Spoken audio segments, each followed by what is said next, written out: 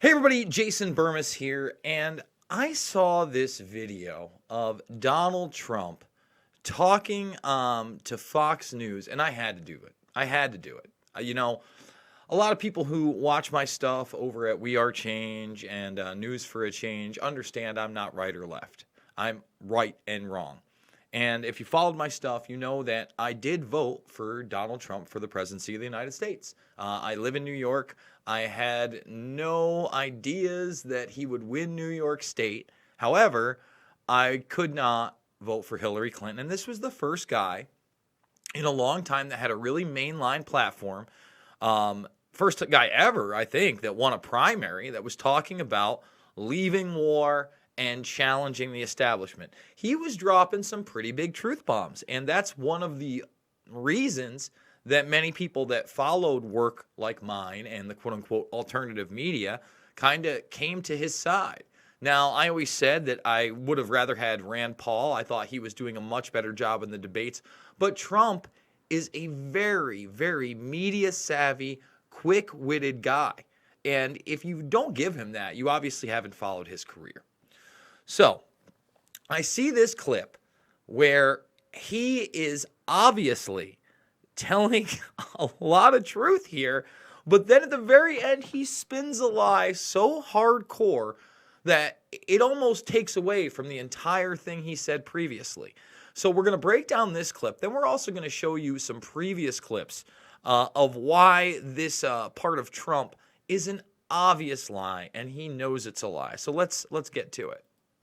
We have tremendous power economically. If I can solve things economically, that's the way I want it. So you can reassure people you're not looking for some kind of conflict in Iran? And well, I'm the one that talks about these wars that are 19 years and people are just there.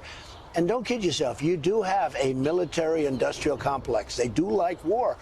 You know, in Syria with the caliphate.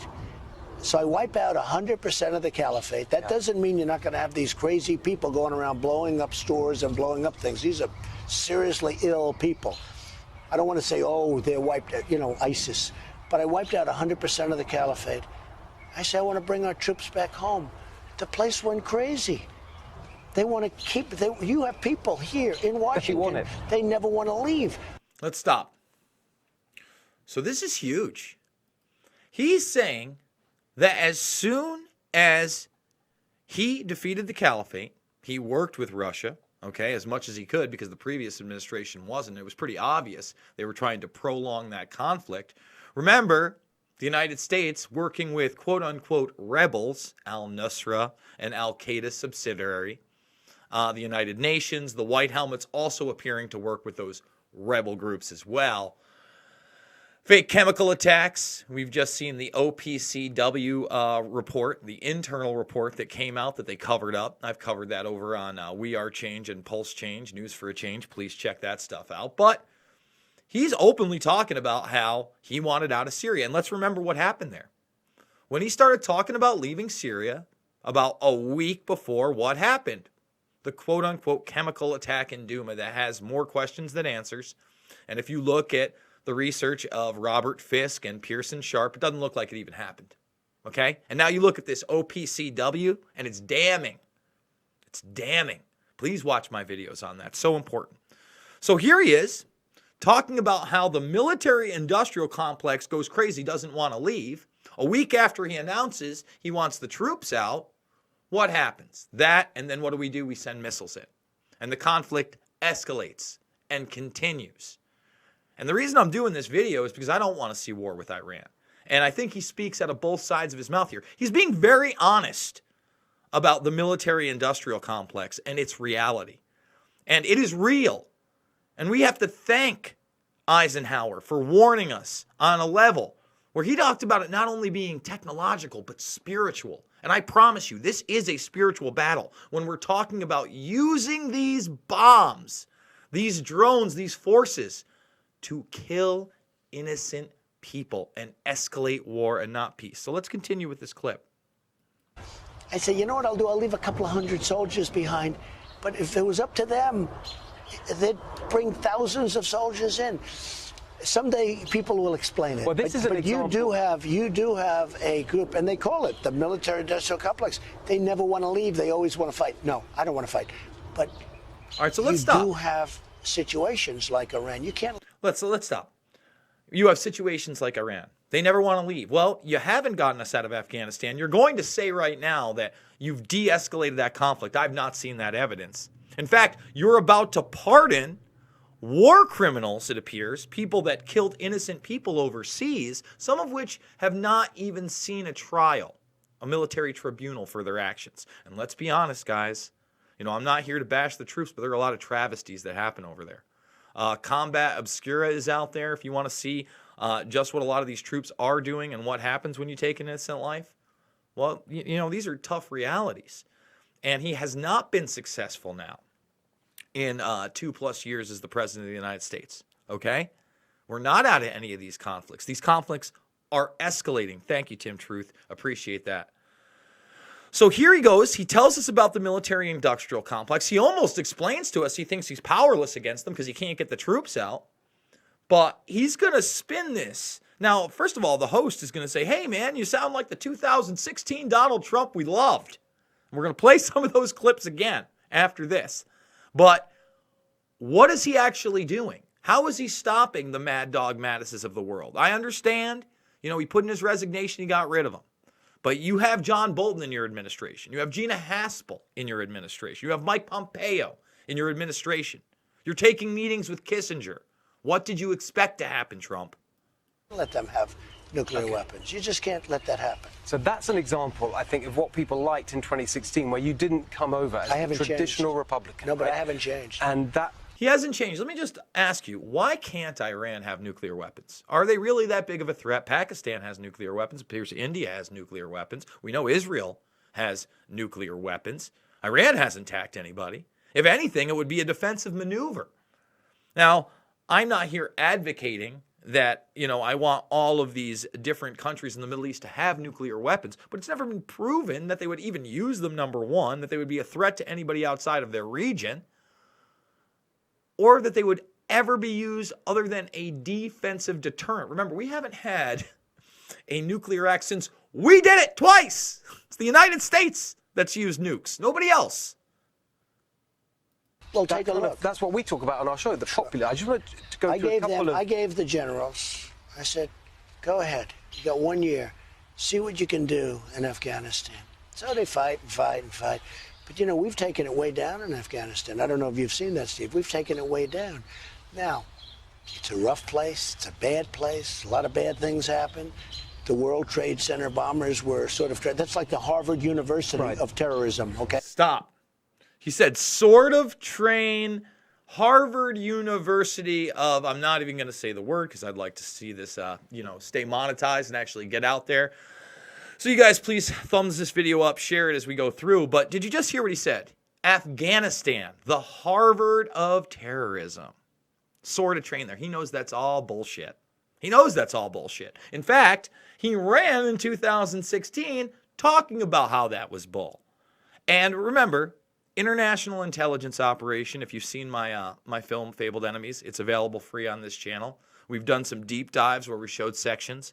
But we're talking about Pakistani intelligence. We're talking about Saudi Arabian money funneling the terrorists in through a consulate there run by the CIA. We're talking about Israeli involvement on the ground and through surveillance.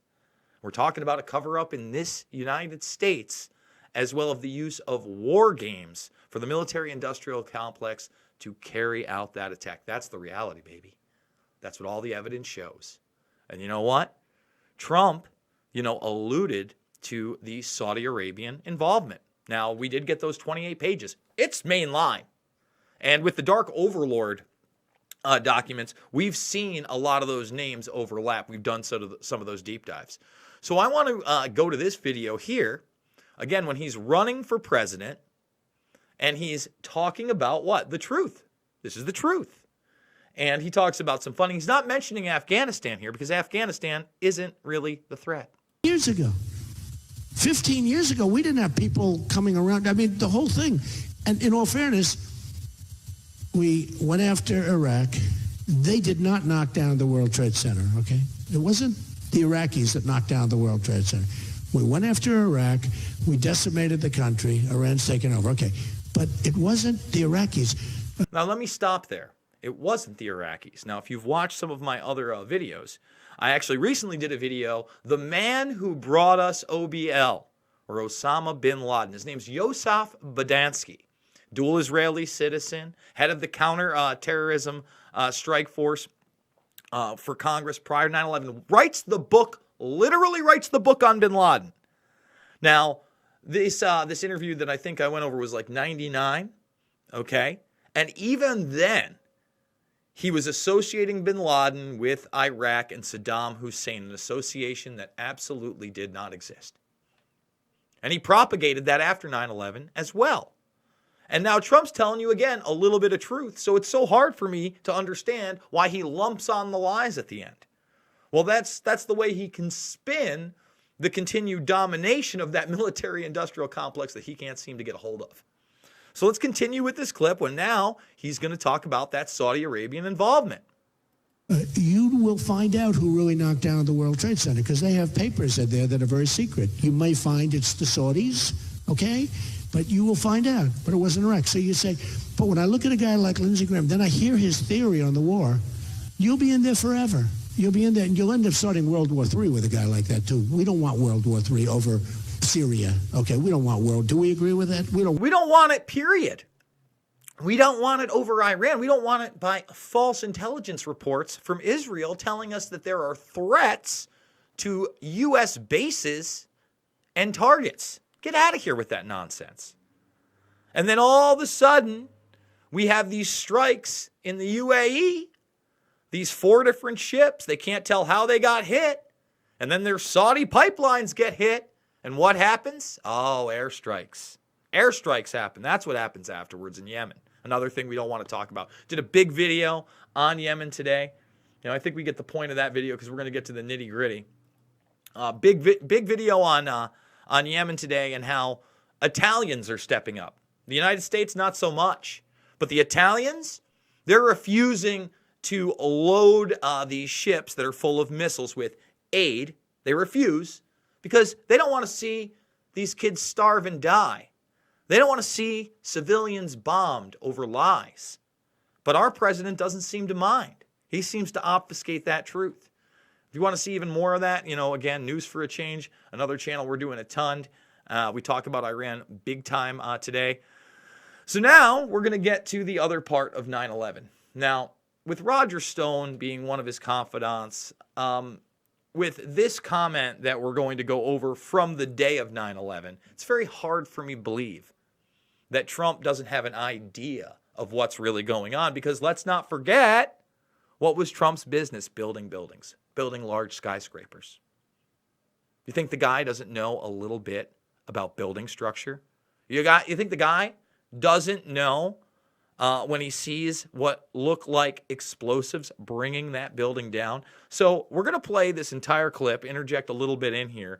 But even then, Trump had an idea of what was really going on in this country. And remember, this is the guy that promised us the JFK files, something that happened in 1963, and he couldn't deliver on those twice. You think we're going to get the truth about this? You think we're going to get out of wars? Huh? As soon as he starts talking about getting out of Syria, what happens? Fake chemical attack in Douma, and then we lost weapons in response. So here's a clip from Trump talking about what happened in the World Trade Center on 9/11. Debris. Donald, you're probably the best known builder, particularly of great buildings in the city. There's a great deal of question about whether or not the damage and the ultimate destruction of the buildings was caused by the airplanes, by architectural defect, or possibly by bombs or aftershocks. Do you have any thoughts on that? Well, it was an architectural defect. The World Trade Center was always known as a very, very strong building. Don't forget, that took a big bomb in the basement. Now, was not a structural defect, and now he's going to talk about the 93 bombing, which I've went over extensively. Remember, the 93 bombing does not happen without the FBI providing the explosive materials to Ahmed Salam, an ex-Egyptian army officer who became suspicious of the plan when he said he'd build a fake bomb, and they said no, but he did it anyway. And you can watch that. That's in my film, Invisible Empire, or just Google the guy. Just find out, a lot of audio tapes have been released. And the question is, why would the FBI provide actual explosive materials for a terrorist act that actually happens? And these guys, they had no way of doing this without Salam, their asset.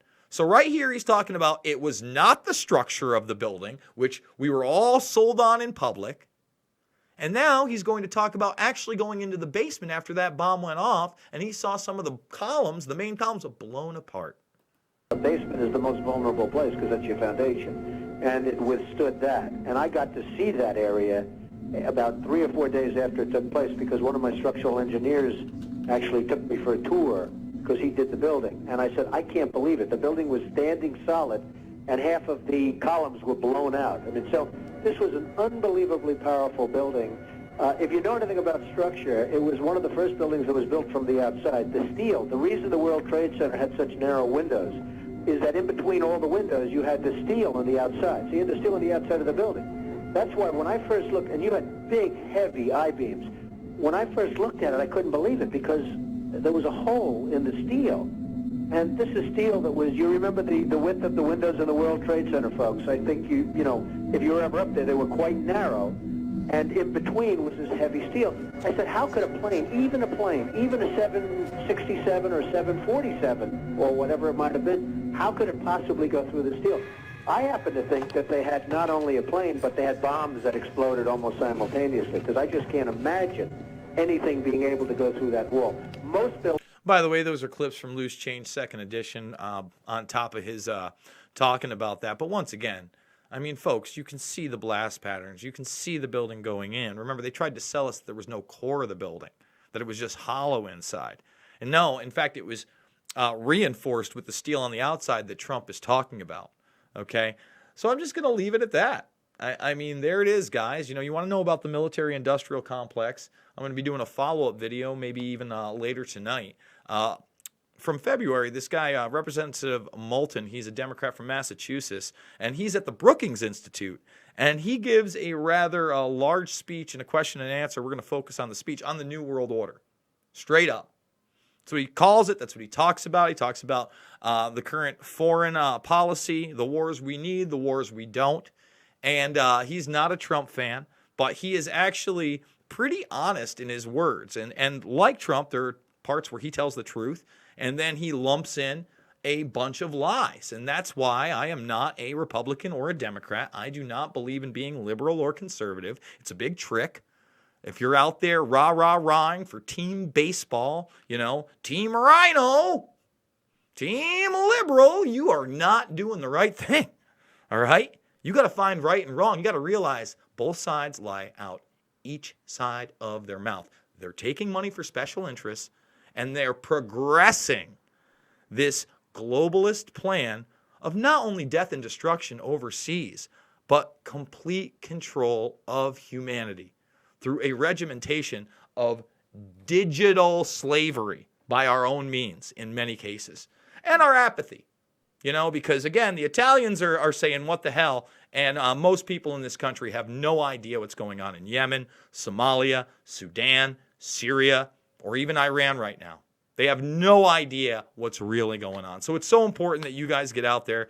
You share this video. Please thumbs it up. If you're not subscribed already, please join the Burmis Brigade, guys. Please hit that subscribe button. It's the road to 30K, but once we hit 20K, we're going to do a special AMA.